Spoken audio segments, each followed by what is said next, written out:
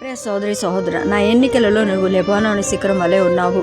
దేవుని ప్రజలు న్యాయమును అనుసరించలేని వారికి సహాయం చేస్తూ ఎవరికి కీడు చేయక పరిశుద్ధంగా జీవించినప్పుడు మీరు నా దృష్టికి లెబానోను శిఖరం వలె ఉంటారు అని దేవుడు తెలియజేస్తున్నాడు.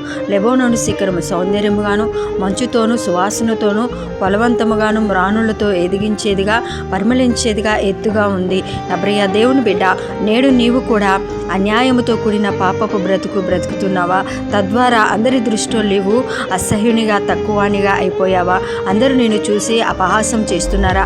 అయితే నీవు దేవుని తట్టు తిరిగి నీ పాపమును విడిచిపెడితే నీవు దేవుని దృష్టిలో ఒక లెబానోను శిఖరం వలె ఉంటావు. దేవుడు నిన్ను ఇలాగా నిలబెడతాడు.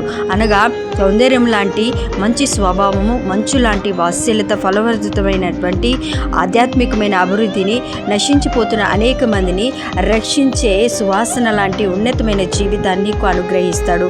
అట్టి కృపా ధన్యత దేవుడు మీ అందరికీ దయచేయును గాక. ఆమేన్.